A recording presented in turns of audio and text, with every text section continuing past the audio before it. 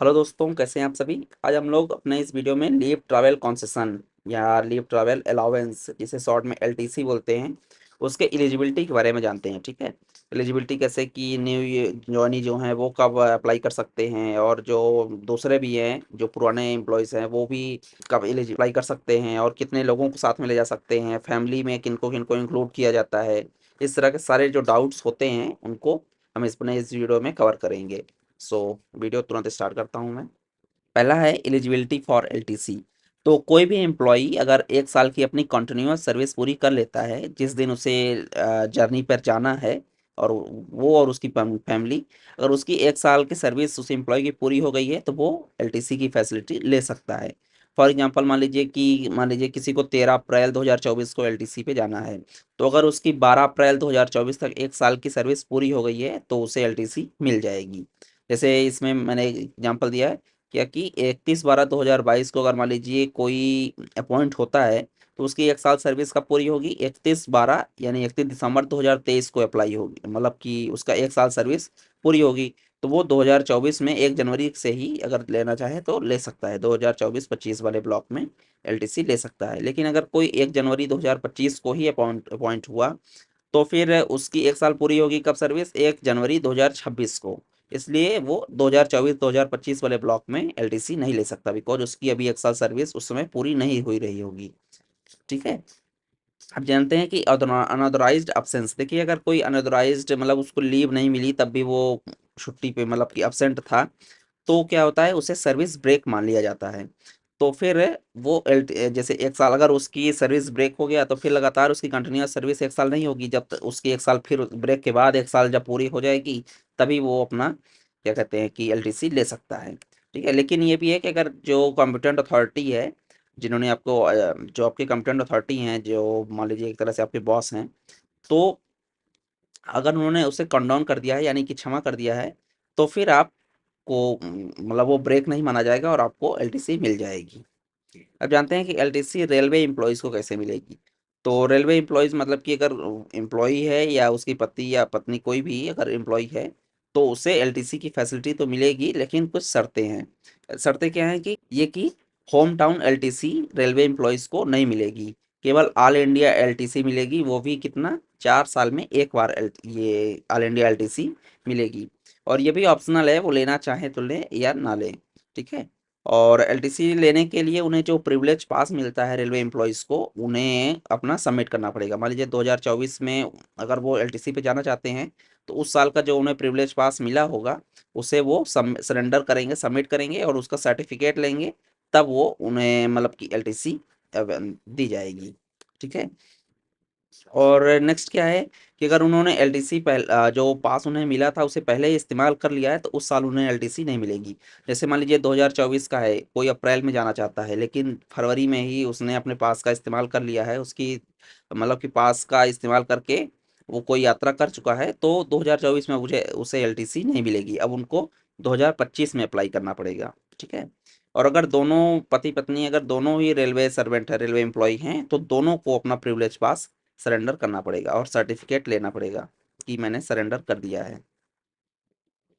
Surrender mean submit. और ये privilege पास वाला ऑर्डर किसको किसको किसके ऊपर अप्लाई होगा, जितने भी रेलवे सर्वेंट्स हैं और उन्हें प्रिविलेज पास मिला है उनके लिए है।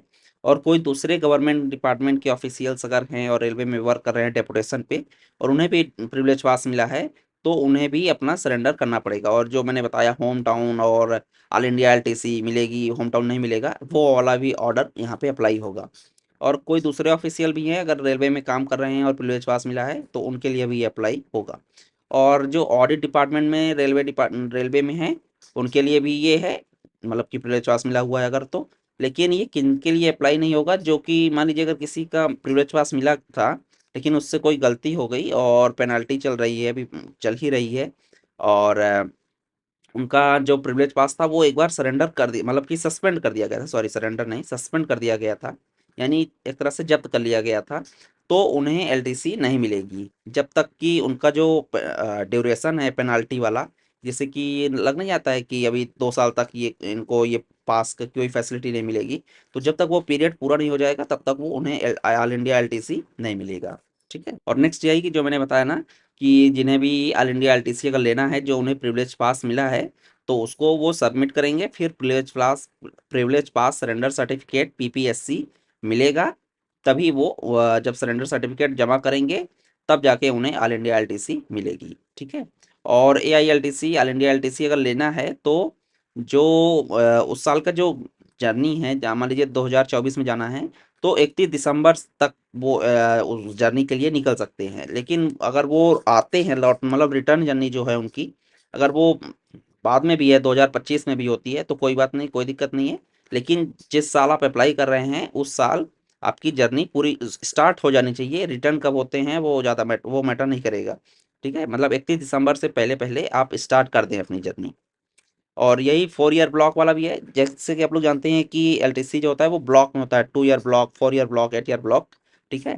तो अगर फाइनल ईयर भी आपका चल रहा है, तो वो भी 31 दिसंबर से पहले आपका स्टार्ट हो जाना चाहिए। मान लीजिए फॉर एग्जांपल 2021 और 2024 वाला ब्लॉक चल रहा है। ठीक है, 2021, 22, 23, 24 वाला। तो 2024 के लास्ट में, यानी 31 दिसंबर 2024 से आप अपनी जर्नी स्टार्ट कर दें। फिर अगर आप 2025 में भी आते हैं, तो कोई प्रॉब्लम नहीं है। ठीक है। अब जानते हैं स्कोप के बारे में। स्कोप मतलब कि एलटीसी किसको कवर करेगा। एक तो हो गया जो प्राइमरी है, गवर्नमेंट सर्वेंट, और साथ में उनकी फैमिली। और फैमिली में किनको किनको कंसिडर करा जाएगा, उसके बारे में जानते हैं। इसमें ये है कि जो पति और पत्नी है गवर्नमेंट सर्वेंट, उनको लिया जाएगा। यानी कि पति है तो पत्नी, पत्नी है तो पति, इस तरह से। साथ में 2 अनमैरिड चिल्ड्रेन, मतलब कि ज़्यादा से ज़्यादा 2 अनमैरिड चिल्ड्रेन होने चाहिए। मैरिड अगर है तो नहीं माना जाएगा। ठीक है। और स्टेप चिल्ड्रेन, यानी कि सौतेले बेटे जो भी हैं, लेकिन वो गवर्नमेंट सर्वेंट के ऊपर निर्भर होने चाहिए। लेकिन वो कहाँ रह रहे हैं उससे नहीं मैटर है। मतलब आप मुंबई में रह रहे हैं, तो और वो मान लीजिए हैदराबाद में रह रहे हैं, तो उससे कोई फर्क नहीं पड़ता है। लेकिन वो आपके ऊपर, अपने जीवन यापन के लिए आपके ऊपर निर्भर हों, तभी वो फैमिली में कंसिडर करे जाएंगे। ठीक है। और मैरिड डाटर्स, मान लीजिए कि आपकी बेटी है और मैरिड है, लेकिन उसका डाइवोर्स हो गया या पति ने छोड़ दिया, अपने पति से अलग रहती है, तो और साथ ही में अगर कोई विधवा बेटी है, तो वो भी आपके फैमिली में कंसिडर करी जाएगी एलटीसी के लिए। ठीक है। लेकिन ये है कि वो आप पर निर्भर होनी चाहिए। ठीक है। और नेक्स्ट ये है कि माता पिता, पेरेंट्स, और सौतेले माता पिता भी, पेरेंट्स एंड स्टेप पेरेंट्स, वो भी अगर आप पे निर्भर हैं, तो वो फैमिली कंसिडर करे जाएंगे। अब ये नहीं मैटर करता कि वो कहाँ रह रहे हैं, आपके साथ रह रहे हैं कि नहीं रह रहे हैं, कहीं भी रह रहे हों, अगर वो आप पर निर्भर हैं जीवन यापन के लिए, तो वो फैमिली में माने जाएंगे। चौथा है कि अनमैरिड माइनर ब्रदर, यानी कि आपका अगर भाई है और 18 साल से कम है, तो वो भी फैमिली में माना जाएगा। लेकिन 18 साल से ज़्यादा है, भले ही अनमैरिड हो, तो वो फैमिली में नहीं माना जाएगा, उसे आप साथ में नहीं ले जा सकते। ठीक है। और अनमैरिड, डाइवोर्स, अबैंडन, सेपरेटेड, और अगर बहन है तो उसके संदर्भ में ऐसा नहीं है। वो अगर अनमैरिड है, भले ही उसकी एज क्या भी हो, तो आप साथ में ले जा सकते हैं। लेकिन ये भी है कि अगर वो अपने पति से अलग रहती है या विधवा है, और उसके जो माता पिता हैं, मतलब कि आपके माता पिता, उसके माता पिता एक ही होंगे। ठीक है। और वो भी डिसीज्ड हैं, यानी कि उनकी मृत्यु हो गई है, या कि वो माता पिता खुद भी आपके ऊपर निर्भर हैं, तो उस बहन को आप साथ में ले जा सकते। आप कुछ एक्सप्लेनेशंस को कवर करते हैं, यानी कि जो लोगों को कुछ डाउट हो जाता है उसके बारे में। तो देखिए, इसमें रिस्ट्रिक्शंस क्या है। ये है कि आपके केवल 2 बच्चे हों, ओनली 2 सर्वाइविंग चिल्ड्रेन और स्टेप चिल्ड्रेन।